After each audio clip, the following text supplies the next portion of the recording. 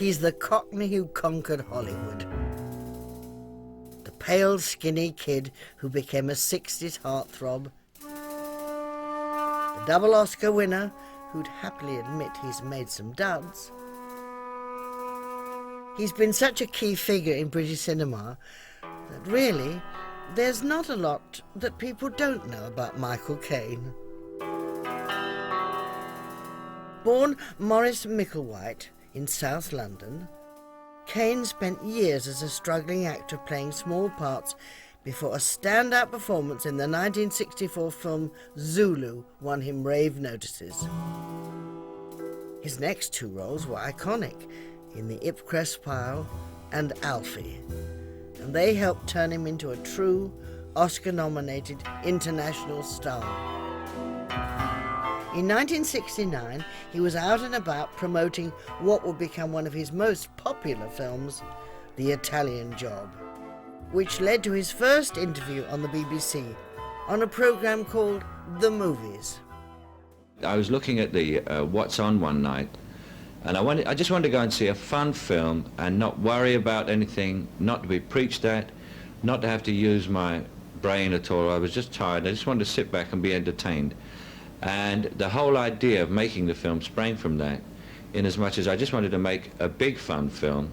I didn't, as a star would normally do, who sets up a picture, which is what I did, as I set up the script, I got the $3 million to make it and everything.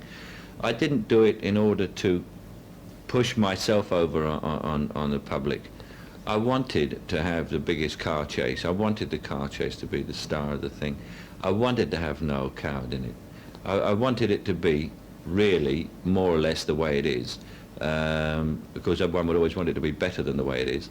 But it turned out to be a fun picture which gives a tremendous amount of entertainment to a lot of people, and it's very successful on that level.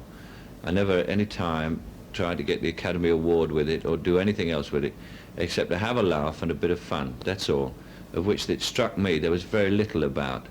It's also a film, something which I liked about it is films are full of violence against people, and always have been, actually. I was just about to say nowadays, but they've always have been. Gore Vidal once called it the pornography of death. And I just thought, for a change, instead of all these machines killing people, it might be a change just for fun to have all these people killing machines.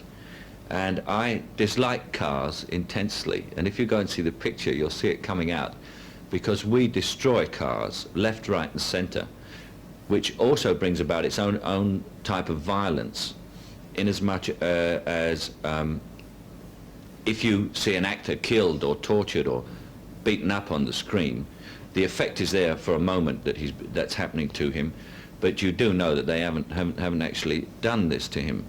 But if you destroy objects, the audience can actually see that you really are destroying a Lamborghini Miura and an Aston Martin and 5 E-types and I think 15 minis we had to we destroyed every make of car you can possibly think, and in very spectacular ways.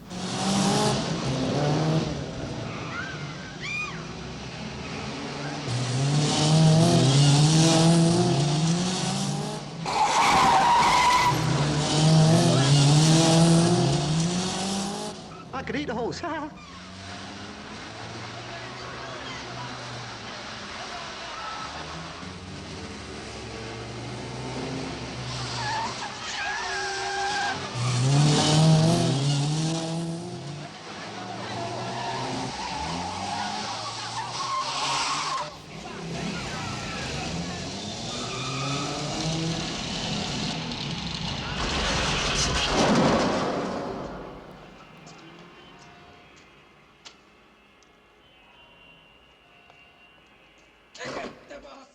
A hero is just anybody who does something heroic. What I was just anybody who didn't even bother to do anything heroic and was just against the normal type of screen hero that one saw. As a young man sitting there with glasses, very thin, rather pimply, I used to watch the screen, and all the men were so big and broad and suntanned and handsome that they were actually insulting the people they were aimed at, which was namely me. And I like to think of myself as complimenting the people I'm aimed at. Once he'd reached the top, Caine worked hard to stay there. The early 70s saw more critical acclaim with films like The Man Who Would Be King, Get Carter, and Sleuth, directed by Joseph Mankiewicz and co-starring Laurence Olivier. The plot of Sleuth is so intricate that there's not really very much you can say. The main thing that I find extremely interesting, apart from things that I can't say, which is the majority of the picture, is the something that is not necessarily dear to my heart, but the class thing, which is close to my heart, if not dear. There is a tremendous class battle which goes on the entire time during the sort of mental struggles between Andrew Wyke and the character that I play. And I find this extremely interesting, not just from the old what about the workers point of view, but the tremendous difference in frames of mind. I understand you want to marry my wife. Forgive me raising the matter, but as Marguerite is away for a few days in the north visiting relatives, I thought this might be an appropriate moment for you and me to have a little chat. I see. Well, is it true? Yes.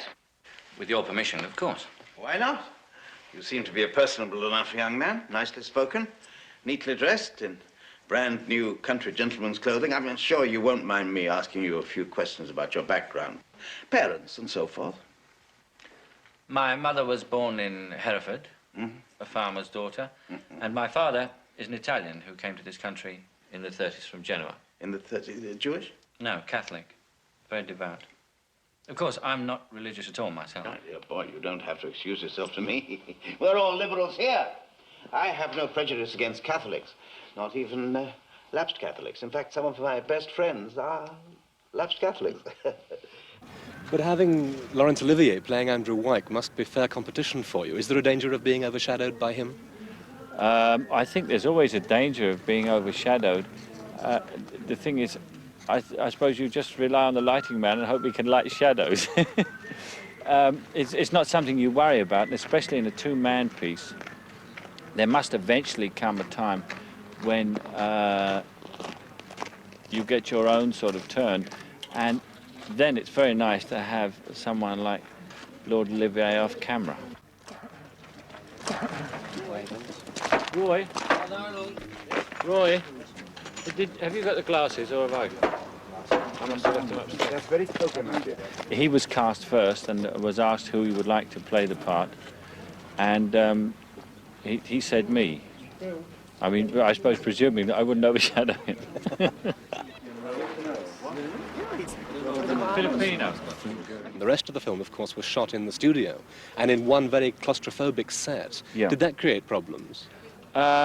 It would have created problems. It could have created problems, I suppose, from personality point of view. Say Larry and I had hated each other or something like that.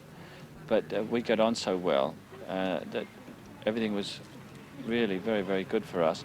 The only trouble was just it's a problem for a director to make a set interesting for that long. But I think, again, when you have someone with the experience of Mankiewicz and from, shall we say, the Hollywood school of movie making, which is exploring every angle of sets, because usually they didn't have too much to work with in the early days. He is from the Hollywood school of actor, which means that if you're Olivier, he can deal with you anyway. And if you're a dum-dum, he's dealt with so many in Hollywood, he can deal with you in that case as well. Because the old Hollywood directors, they let you come on the set and see how much you know. And if you happen not to know anything, they say you weren't supposed to anyway. And so you feel quite comfortable no matter what happens, even though possibly you're making $1 million a film. Sleuth earned Caine his second Oscar nomination. But at the same time, he was developing a reputation for choosing roles with an eye on the paycheck rather than their quality. And there was talk of him leaving Britain and its high taxes to protect his hard-earned bank balance. In fact, I'm surprised you're here tonight because one read in the paper recently that you're going to leave the country for good, and abandon us. Yeah, I read in the paper that I was going to leave the country for good. I've had lots of prizes. I read in the paper my house was for sale, and everybody was in a real estate, but no, it's not true. The story was, in fact, that while you were in the States, that the new wealth tax was put forward, proposed, and that you said there's no way you're going to get me back to live in Britain if that happens. No, I didn't even know about the wealth tax. I arrived in England 7:30 one morning, having flown for 11 hours, which is all night.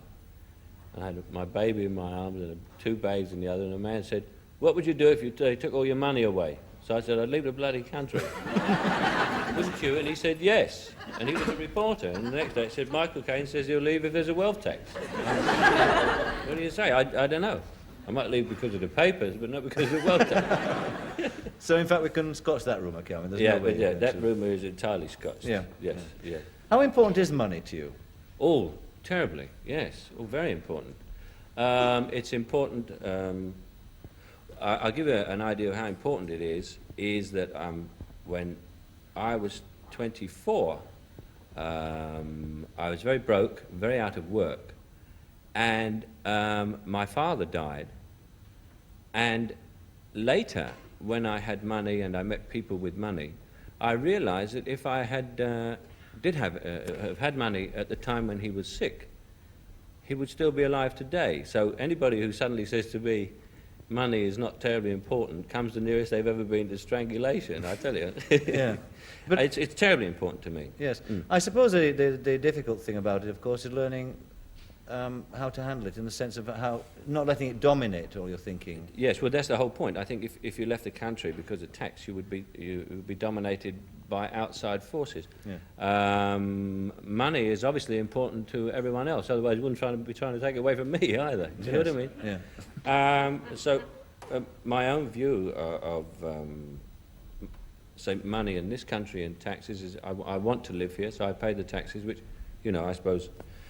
If I ever thought about it, I suppose I'm a socialist, an emotional socialist, which I think is a liberal, they call it. I don't know.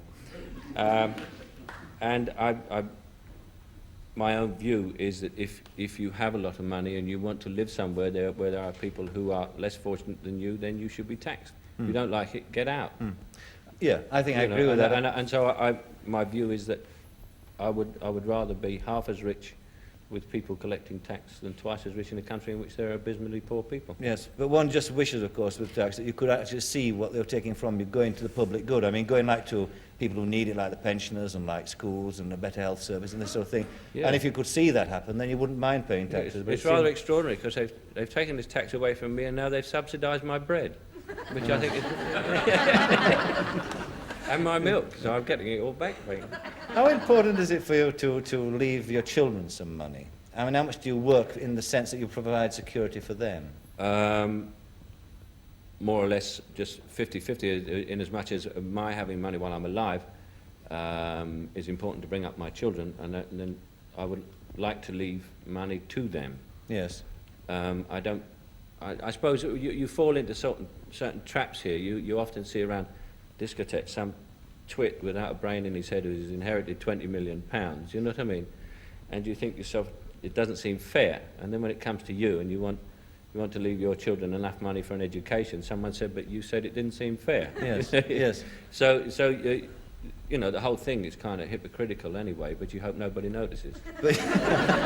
But you came from a very poor background, didn't you? And I wonder how it would have been for you, how much your life would have changed, how much less successful perhaps you might have been had your mum and dad saved up and, you know, put you through a posh school and things. Well, I think if my parents had left me any money, I would have gone to a sort of voice lessons and elocution and all that sort of thing, and would have destroyed myself, really, because the only thing that I have which is of any value whatsoever is, whether it's good, bad or indifferent, is it's a unique thing, because I talk the way I do and no one else talks quite the same. Whereas if I went and everyone sort of sat down and talked like that, it wouldn't quite be the same thing, you know. And they don't write those French window plays anymore anyway. Are you, in fact, in any way a temperamental star? Do you get temperamental when you... No, that's one of my great things. I try to be temperamental and it doesn't work. Everyone laughs. Because I notice all the temperamental stars, people say, don't call him too early, don't call him too early. Call Mike, he's easy, don't call him too early. Because directly you throw a temperament, everybody's scared of you. They say, watch it with him, watch it with him. And then they say, Mike Caine's on the picture. They say, don't worry about him. And so they never worry about you. They leave it. They go to lunch and leave you in the caravan. And things like that. So sometimes I do a little temperamental act just to let everybody know I'm in the caravan at lunchtime. You're still around. Yeah. Are there in fact any people that you won't work with, though? No, I've never met anybody I wouldn't work with. Really? No, I suppose there are some people I could think of.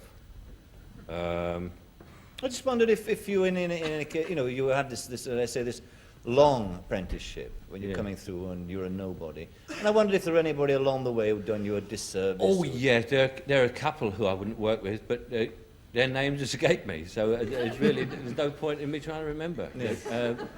When you're very, very young, and you're a young actor, stars can sometimes be very unkind, I've never really been on the real receiving end of that, but I've noticed them being very standoffish. And of course, I go in the other direction and make an absolute fool of myself, Yes. And have some small part actor say, don't bother me now, I'm learning my line. That's what happened. It's the old story, who's the guy with Frank Sinatra? That's right. Do you ever get also in personal life, not now acting, but do you ever get a feeling of inferiority when you talked about your voice, when you hear an immaculate accent, a cut-glass accent, and No. you see a guy with sort of real poise and style and this sort of thing? No, I never do, because I'm my true self, but I can also play him. You see what I mean? If someone said to me, do a cut-glass accent with poise, well, I did it in the very first film I ever did. I did Zulu. Zulu, that's right. And so in any case, those things are indicative of kind of class, which has never really mattered to me. They never really counted for me. I mean, it's mattered, but... Well, it mattered in the sense that I would imagine that very much it was a driving force behind you, wasn't it? Oh, yeah, sure, because what used to happen is I always had the feeling that there were all these guys with cut-glass accents getting their apprenticeship playing Cockney newspaper boys and all that, saying, yes, gov, and all that, with poise. With poise, yeah. Yes. That's why I came into the business. I thought we've got to give it a little bit of the gutter. Are you in fact at all in awe of stage actors, the great stage actors who you've worked with? I mean, for instance, Olivier, you did Sleuth with. I was in awe when I was told I was going to work with him, but then when you get there, you realise that he has the same problems as you, so there's no time to be in awe of anything. Do you know the story about John Wayne? And John Wayne was in the scene, and the director said to him, you go over the ridge and you see thousands of Indians, right? And you just look at them, and you're stunned. And so he goes over the ridge and he looks at them, and nothing happened. So the director said, cut, this way. He said, look, Dirk, he said, listen. He said, when you see him, you're in awe. Awe. So John Wayne goes up to the edge of the ridge, he goes, oh, look at all those things. You said awe, so I thought of that. 1977 saw the release of another Caine classic, The Eagle Has Landed. It prompted another tour of talk shows, including an appearance on Saturday Night at the Mill, where Caine spoke in detail about his first break in Zulu. Stanley Baker played a very important role, didn't he, in launching you? Yeah, Stanley was the lead in A Hill in Korea, and although I fouled up all these things in the picture, he kind of kept an eye on me, and 10 years later, when he became a producer himself, he sent for me to play in Zulu and to play the Cockney part, which was obvious. And the director was an American, and I went there and he said, I'm terribly sorry, James Booth, who is a marvellous actor, has got the part. So I thought, well, there's no way I can beat him out of the part. So he says, got it, forget it. And I was just walking out, and at that time I was very skinny, having not eaten for 10 years. and the American director, who was a man named Seinfeld, said, listen, he said, can you speak any differently from that awful voice that you have? So I said, yeah. I said, I can do anything. Just put the money up. I'll speak any way you want me to. So he said, because you don't look like a Cockney to me, which means, again, we have the stereotype. It's got to be a short guy saying, yes, gov, it's a fair cop and all that, with a striped pullover and a mask. And a cheeky sparrow. And yeah, always a cheeky, chirpy sparrow, salt of the earth, good in a tight situation, you know. And so he said, will you wait and for Stanley to come, and you can play Lieutenant Bromhead if you can speak properly. So I said, well, can I go into gents? And I shut myself to gents and starting to speak properly. Talked terribly like that. It was all saying hello, and anyone who came into the gents at the same time must have thought I was sort of saying, good evening, and how are you? And all this. You must have thought I had someone in there. Anyway, I came out and I did a reading with Stanley, so they said, we'll give you a test. They gave me a test, and the next day I saw Cy Enfield, and he said, Michael, that was the worst movie test I've ever seen. So I said, okay, Cy, fair enough. He said, but we're strapped, you've got the part. We can't find anybody else. So I got it. What he meant was you couldn't find anybody else who'd work as cheap as I would. But movies are about moments or entrances. You know, one thinks of Omar Sharif coming out of the Mirage on the camel's back and Lawrence of Arabia and so on. And he's coming to our program shortly. You had a marvellous moment like that, your entry into Zulu on the horse's back. I mean, great. Yeah, I came in very slowly on a horse across a waterfall, and what they didn't tell me, it was a Basuto. We shot it in South Africa, northern South Africa, in Zululand, and they told me, they didn't tell me it was a Basuto pony. And as we got up in this great entrance into the cinema, the horse saw something glint for the first time in its life, which was the sun on the camera, which was 1,000 glints. And of course, as I was going across a waterfall, it just leapt off the side with me on it. And the guy who came in actual fact, the very first shot of me in Zulu was the prop man with my hat and cloak on in the distance. Because I couldn't get up off the floor. And I remember the assistant saying, quick, the sun's going, screw him, leave him where he is. Get his cloak and hat and get on the goddamn horse, and that's what they did. So it's an even better entrance than I thought it was. Movies are very sentimental business. And I remember I walked back to the set and they were on to something else, because the minute they finish with your movie, they don't give a damn. They were on to shooting something else, and I stormed in the middle of the set. I said, that's it. And I slung my sword and everything down, which had gone all over me, up everywhere when I fell over. Slung the sword down. I said, never again will I do a stunt or anything in movies. I said, if it's to step off a thick carpet, you get someone else. I said, because if that's how you treat people when, and blah, blah, blah. And to this day, well, I've done a few stunts, but they're all kind of stupid things for actors to do. Looking now to you know, the future career of Michael Caine, for a while you had a reputation as a hellraiser, inverted commas, hellraiser, and you were lumbered with the Alfie image for a long, long time. Did that annoy you?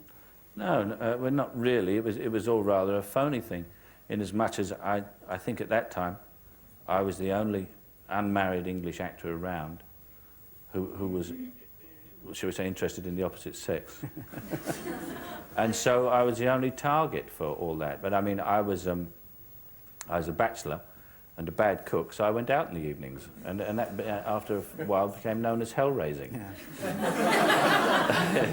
It seemed very funny, you know. I was doing what every other guy used to do, and I got this terrible reputation, and a song written by Burt Bacharach. What's it all about? Yeah, what's it all about? I never found out. There could hardly be a bigger contrast to your persona now. Very much the family man, with your hell-raising days long, long ago. Oh, sure. I'm very happily married. I really always, I don't ever think I was a kind of bachelor. I always think I was an unmarried man. I grew up in a very happy family, and I think I've always looked to repeat that. And I must say, I certainly have now. I have it on the best of authority that when Peter Sellers gave that impression of you, saying that when a man falls from the top... Do you know? Not many people. You actually do that, don't you? Yeah, I have what is called a photographic memory. So when I read something, I remember it all. Most people remember the important bits. I remember the trivia, the junk, everything. I've got a mind full of trash, you know. And so whenever I'm having dinner or I have one or two too many drinks and someone says something, I'll say, do you know, blah, blah, blah, you know, like the thing about the carbon dioxide and Could I put you on the spot and, tell the ladies and gentlemen, do you know? The first flight of the Kitty Hawk, which was the first flight of an airplane, which was invented by the Wright brothers, was actually shorter and lower than the height and length of a Boeing 747. Now, not many people know that. Despite that earlier pledge to remain in Britain, in 1979 high taxes did send Caine to live in America. The move coincided with a series of box office disappointments, like The Swarm and Ashanti. Yet despite them, Caine's star status remained unaffected. And in 1982, he was on the Parkinson Show to talk about his career and life in the USA. In America, like, everybody says, how are you, Mike, and all this. In England, people say, how are you? And sometimes you get funny characters. I remember once I was walking along Shaftesbury Avenue when I first met my wife, and I was taking her out on the first date before we were married. And we were walking along Shaftesbury Avenue, and suddenly there was a bloke who stopped me and said, "You're Michael Caine," he said. I said, "I know." He said, Christ, he said, "I'm your greatest fan." He said, "Look, I never expected to, to see you. It's fantastic." He said, I've seen everything you've ever done. He said, "I love you." He said, I think you're smashing." He said, "Where are you going?" I said, I'm taking my young lady to dinner." So he said, "Can I come?" So I said to him, "No, I said, I'm taking the girl to dinner, you know what I mean? On our own." He said, "No, can I come with you?" He said, I'm your greatest fan."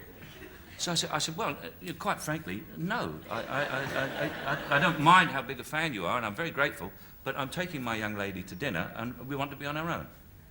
He said, "You conceited git." And suddenly there was this madman. He said, "Who do you think you are?" He said, "I've paid money to see you, and you have money at a bloody dinner with me." And suddenly there's a crowd around us. And everyone's recognised me, and there's this poor boy. He said, "Have you seen what he's done?" And everyone's saying to me, "You. What is it with you film stars? Who do you think you are? You walk over here, you think you can roll over everybody." And suddenly, I'm a villain in the middle of the street, having been stopped by this great fan. So when anybody says to me, "I'm your greatest fan," I go, "How great a fan are you?" That's right. And how long are you going to be it? Of course, you've taken a lot of stick, haven't you, for going out to live in America. I mean, I can never understand why people should object to people making a choice about where they live. Yeah. Why do you think this is?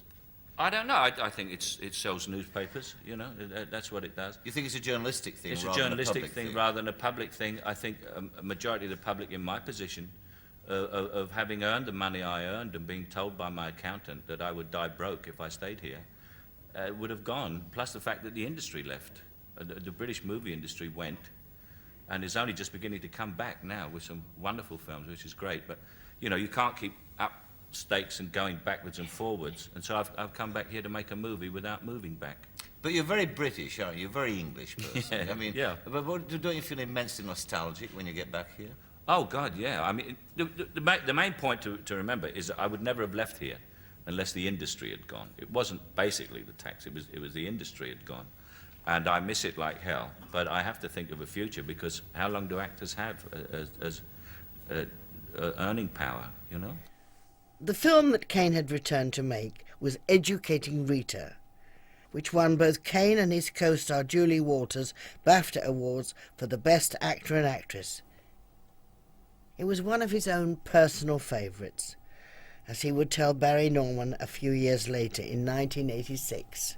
You look back over your career, are there any films in particular that you can look at and say, yeah, they were good and I was good in them? Yeah, Man Who Would Be King, Sleuth, Alfie, Educating Rita, Zulu, Get Carter.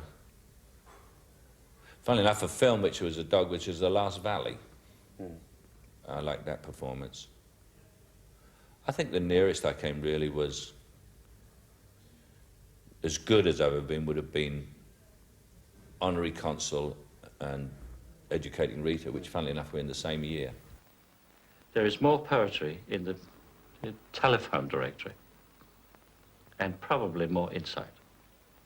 However, this has one advantage over the telephone directory.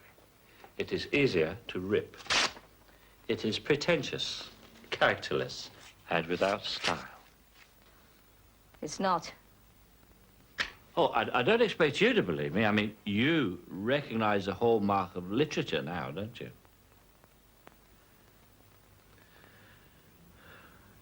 Why don't you just go away? I don't think I can bear it any longer. Oh. Can't bear what, Frank? You, my dear. You. Out of those 60 films, I think you'll agree, there have been quite a few turkeys. Did you know before you went into them that some of them were going to stay frogs and not become princes? No, you don't, because what happens is yesterday's turkey is today's prince. I'll give you, for instance, something like The Man Who Would Be King that came out and went flat on its face and is now a big cult movie in America and has sold several $1 million worth of video cassettes. Yeah, but I mean, if you take, you know, The Man Who Would Be King, I thought was a very good film, but you can never at any time surely have thought that The Swarm was going to be good or Ashanti was going to be good. Well, no, you don't think they're going to be good, but you think they might be popular. Those things paid for certain things. I mean, that was when I first went to America. And, I mean, I just took any job that came along and they offered me a lot of money for it. Do you think if you'd stayed here in Britain, you'd be in the position you are in today? No, not at all. It's completely due to the United States, of being there. And of being known there. So then, now that things are looking up in the industry here, is there a chance of re-importing people like you? Yeah, I'm really basically re-importing myself. But when I was in Los Angeles, I looked at, like, say, for instance, I've been nominated for the Oscar 3 times. And I looked at what were those pictures, what was the source of those pictures. And the source of those pictures, which were Alfie, Sleuth, and Educating Rita, was West End plays. I mean, the three of the most, and because the shrewdness of the producers who made those pictures was that they knew they had a wider appeal than just England, you know, sort of basic little British picture, but they were just really little British pictures. I mean, Alfie cost under $1 million, you know, so I figured if you can come back and find the right writing with the right theme, it doesn't matter where you make the picture. 1986 also saw Caine scoring his next major success when his role in Woody Allen's Hannah and Her Sisters won him the Academy Award for Best Supporting Actor. The year also saw him decide to return to live in Britain, as he would explain in this appearance on The Wogan Show. Now, since Educating Rita, you're almost a one-man movie industry. You made 5 films in 1 year. Well, it seems like that, actually. I made the picture, Hannah and Her Sisters, with Woody Allen in 1984. But Woody works in a certain way. You get a contract, and he said, in the contract it says, will you come back at your own convenience for 5 days later if he wants to reshoot stuff? So he hangs on and on to the film. He never released it till the beginning of 1986, I think. Yeah, you've had terrific reviews for it in the States, haven't you? Yeah, well, you know, in the States they don't understand what I'm saying, so I get good reviews for everything. You spent all your time in L.A. without anybody understanding a blind word? No, they do, because in America, when you go to America, you think, well, maybe people say to me, well, you've got a Cockney accent, how are they going to understand you? And it's not the accent at all, because they have accents, you know. Everybody over there, I mean, think of Henry Kissinger, a great American, the way he talks like that all the time. And everybody has an accent, but what it is British people talk about twice the speed of Americans, and they can't understand them. I mean, I remember I was watching, I'd been in America, I hadn't left America for about 7 months, and I was watching an English show one afternoon, and it was about one of these sort of very upper crust things with French windows and everybody saying Bunty's having a party in tennis shorts. And I was sitting there, and everybody seemed to be going, oh, and I thought to myself, I better go back to England because I don't know what the hell these people are talking about. And it's true. I mean, there was a sort of, and you really couldn't. I was trying to lip read, but of course their lips don't move. British people talk without moving their lips. The Duke of Norfolk used to do that. He always talked like that. It's a stiff upper lip, It's a stiff upper lip, yes, and he could talk without actually moving his lips. Yes. This is where we get a nation of ventriloquists from. That's it, we do. Yeah. But you're not lost to the British. Are you coming home for good now? Yes, I ran out of clean shirts.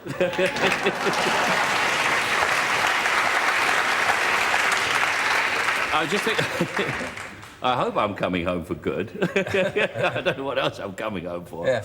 No, I decided that I wanted to come home and talk to people about the weather, because you can't talk about the weather in Los Angeles. It's always the same.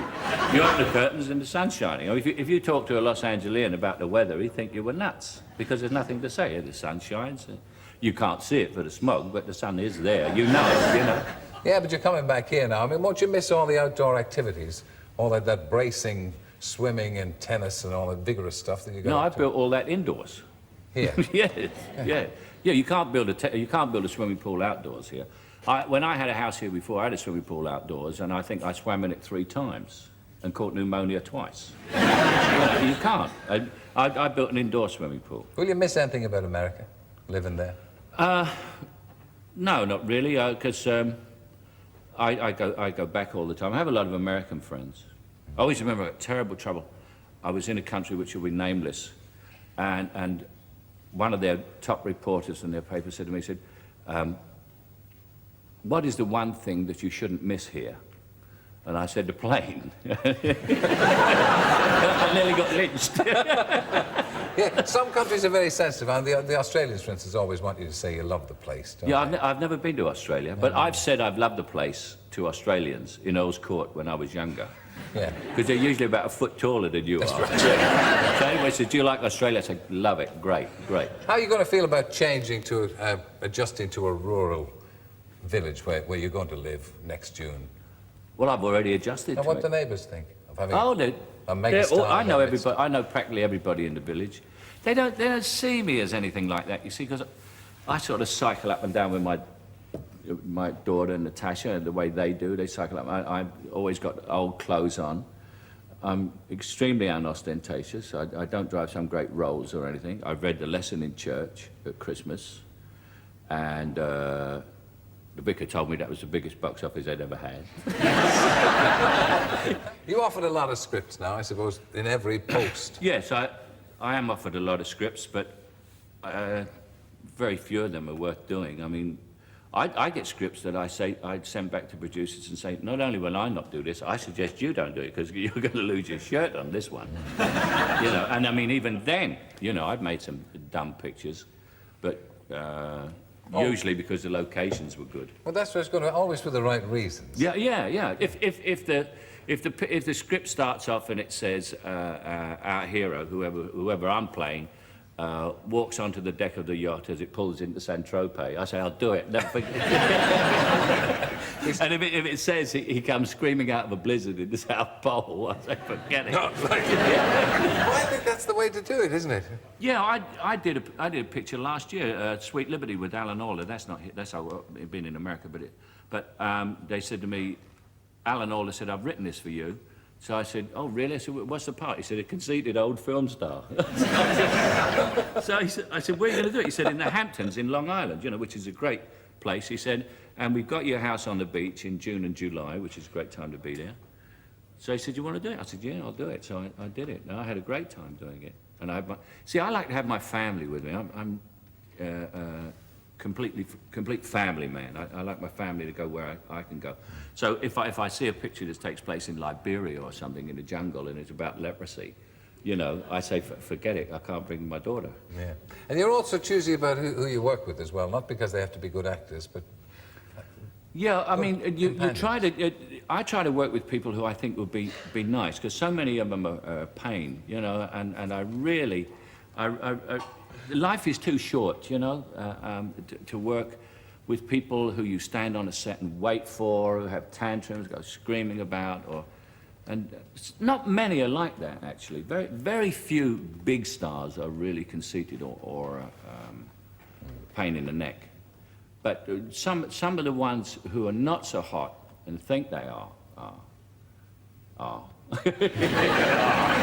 But do you come across method acting a lot? I mean, and people who are looking for motivation all the time. Oh, you get all that, yeah. American actors especially are like that. You know, I remember Olivier was working with a very famous American star who was going into great paroxysms in the corner and running up and down and getting breathless before the scene.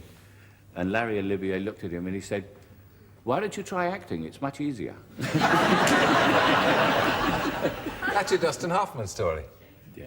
But I wasn't going to mention this. Of course you were. I like Dustin, and I think he's a wonderfully talented man, but he did say that to Dustin. But Rod Steiger does that and all. He runs up and down. You know the way he talks at Rod? You know, oh, you're going to be... It's because he's run up and down the stage all the time.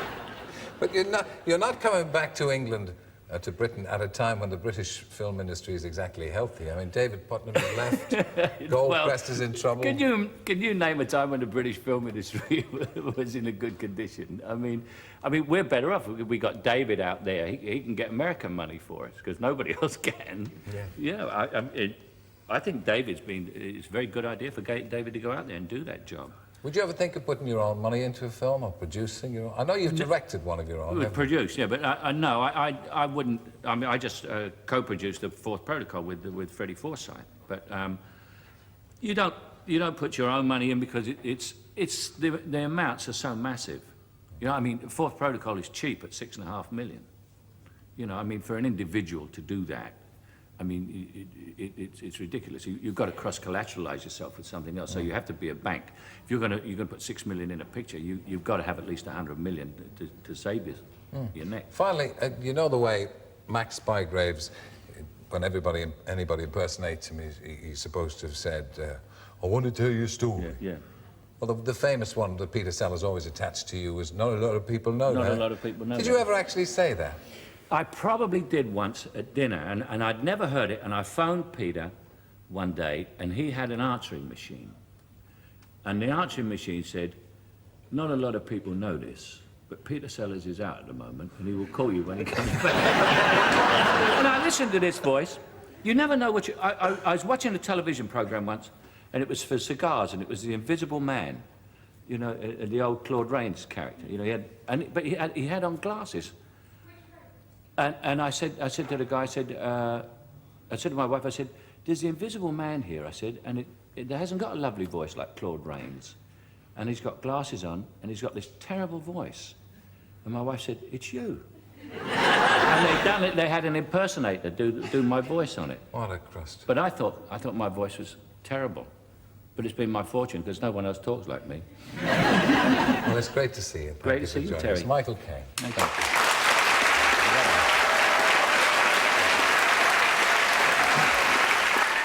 Caine found himself expanding on those comments on acting technique in a BBC programme called Acting in Film, which saw him delivering a brilliant movie masterclass before a group of fellow actors.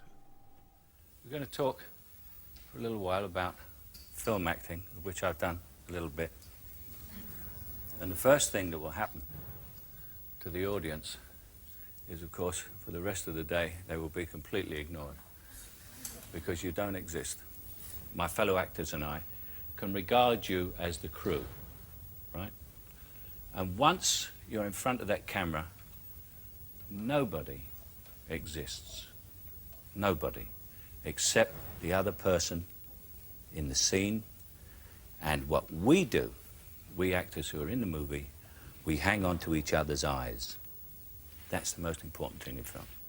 Eyes, eyes. If you're fair and you've got blonde eyelashes like I have, you wear mascara, because if you have blonde eyelashes and you're in a movie, you might as well be in a radio play. With a close-up, which I've started with close-ups because they are eventually what sells you in a movie, because people see your eyes. And I'll take my glasses off. What you get in the cinema, my friends here watch the monitor.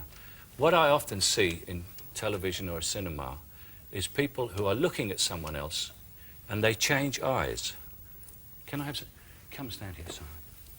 You stand off camera, and then I will look at you. Stand.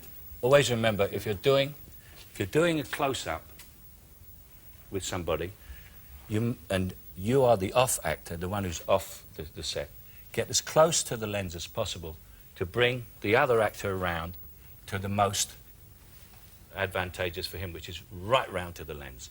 So you don't pan right, cameraman, because you'll hit something. Now, you see actors, and they're acting, and they change, and it's an infinitesimal thing in the eyes, is they change eyes as they're talking. Can you see my eyes changing there? Yes. Just I'm changing eyes. Yeah. And I'm blinking. Now that is two of the worst things to do. First of all, you never change eyes, and what you do is you pick an eye. Now which eye do you pick? I look at with this eye, because the camera is there. I look at this eye, at your eye there, which brings my face, you can see. If I look with this eye at that eye, look what you get. You see the difference? But it's the same look. And if I keep blinking, it weakens me. But if I'm talking to you and I don't blink and I just keep going and I don't blink and I keep on going and I don't blink, you start to listen to what I'm saying. And it makes me a very strong person as opposed to someone who is sitting there going,